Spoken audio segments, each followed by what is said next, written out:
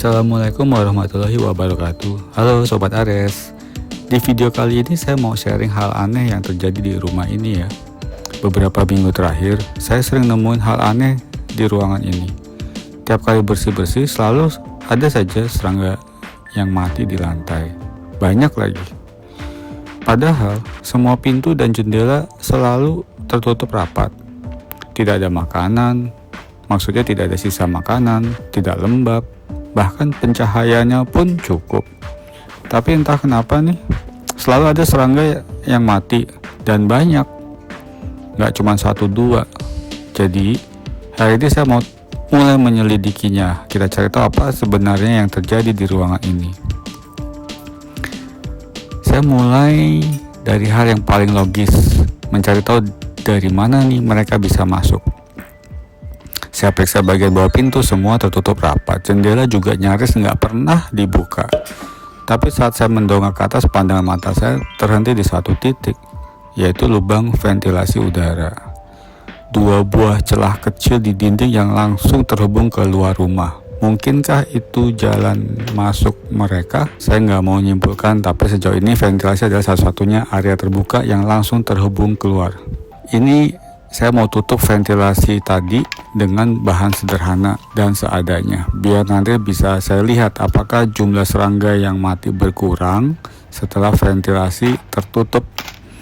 Nah, saya mulai dengan bahan-bahan seadanya. Yang Sobat Ares lihat nih, ini adalah akrilik bekas penahan angin AC. Ya, sudah nggak digunakan dan ya saya manfaatkan aja untuk nutup. Ini tebal akriliknya 2 mili. Nah, untuk memotong akrilik ini menggunakan cutter plastik ya, cutter akrilik yang pegangannya itu warna orange. Kemudian untuk penggarisnya saya gunakan yang seadanya di rumah. Ini profil aluminium siku ya, dan diusahakan kebetulan lubang ventilasinya itu cukup dengan batasan lipatan-lipatan penahan angin AC seperti itu. Jadi saya tidak perlu meluruskan akrilik beningnya karena menggunakan alat seadanya. Jadi ya kalau misalnya mesti diluruskan berarti kan mesti dipanasin lagi, dan saya tidak ada di rumah ini, jadi saya ukur-ukur dengan akrilik seadanya yang di rumah ini cukup. Jadi ya sudah, kita bikinkan saja nih untuk penutup lubang ventilasinya. Nah, ini pemotong akriliknya ini penggunanya tuh seperti alat potong kaca ya, cuman berapa kali tarikan, nah nanti dipatahkan deh seperti motong kaca aja tuh. Nah, nih kita lihat ya, setelah digaris itu tak, nah putus deh sesuai dengan garis yang sudah dilakukan tadi. Nah, ini saya rapikan yang bagian-bagian ujungnya ya, karena kan tarikan di bagian ujung tuh gak saya tarik kenceng ya, karena langsung ke lantai. Saya sayang sama ujung cutternya karena bisa bikin tumpul, jadi ya tidak saya kencang tarik, dan itu karena tidak sama tarikan motongnya, jadi tidak pecah sempurna pada saat diletakkan. Jadi baiknya memang dialasin, biar dialasin kayak mungkin kardus apa segala macam kalau ada ya, atau triplek seperti itu supaya tidak cepat tumpul. Nah, ini lebar akriliknya tuh maksudnya lubang ventilasinya tuh bujur sangkar ya, jadi ini diukur untuk membentuk bujur sangkar, dipotong seperti itu. Dan karena lubang ventilasinya nggak banyak ya, ini cukuplah bahan akrilik yang seadanya ini seperti itu ya. Ini tinggal dipotong lagi nih ya, pakai profil aluminiumnya tuh, mudah kan? gitu, jadi nggak perlu sampai putus gitu. Kalau pakai cutter yang tajam tuh, cutter kertas, belum tentu bisa dipotong seperti ini gitu kan. Nah, setelah dipotong sejumlah lubang ventilasi yang ada, kan hanya 2 ya di kamar itu ya. Nah, nanti rencananya mau akan saya tempelkan pakai sealant seperti itu untuk penutup ventilasi yang lubang kedua ya. Nah, ini supaya terlihat, tadi saya kasih kertas putih ya supaya kelihatan tuh udah terpotong rapi ya.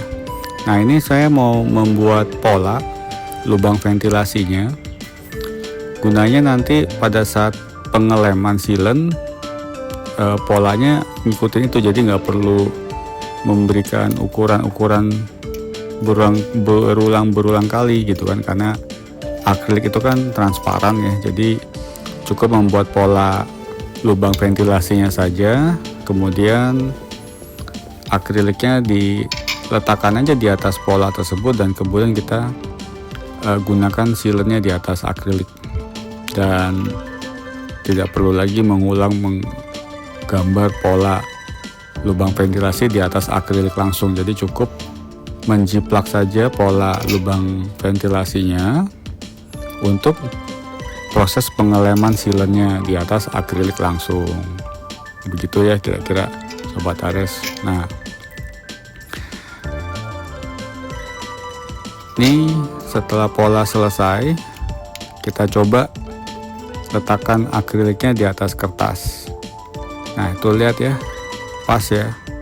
Jadi kelilingnya tuh sekitar 1,5 sentian ya, keliling lubang ventilasi.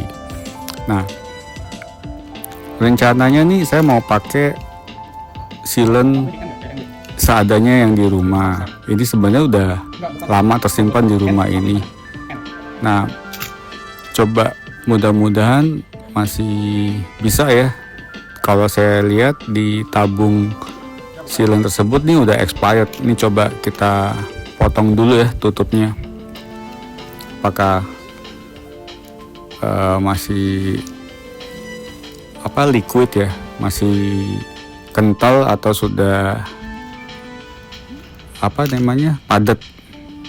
Nah, ternyata ini sudah padat nih Sobat Ares nih. Jadi ya bahan seadanya di rumah nih nggak bisa digunakan nih. Jadi sealantnya saya cari seadanya lagi. Ini nggak bisa. Saya udah coba dorong pakai choking gun juga nggak bisa dorong, dan memang harapannya sih di bagian tengahnya tuh ada yang tidak padat ya. Ternyata tuh seluruhnya udah padat.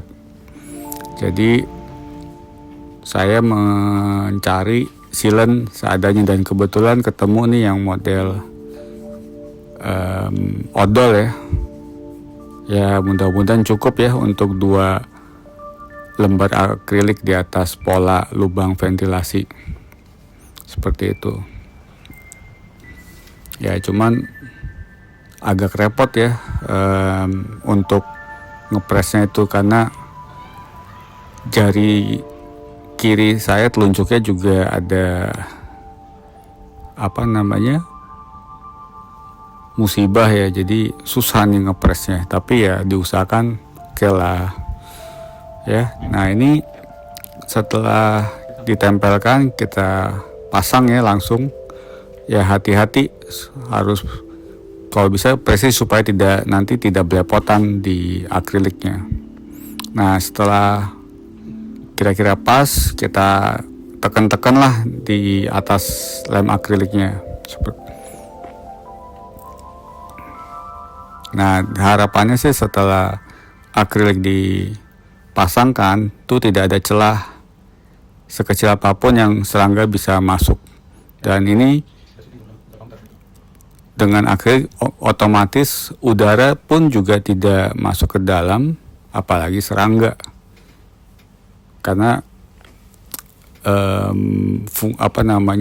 lagi mencoba menyelidiki dari mana datangnya serangga yang sampai mati. Terima kasih sudah menonton. Jangan lupa like, comment, share, dan subscribe ya. Wassalamualaikum warahmatullahi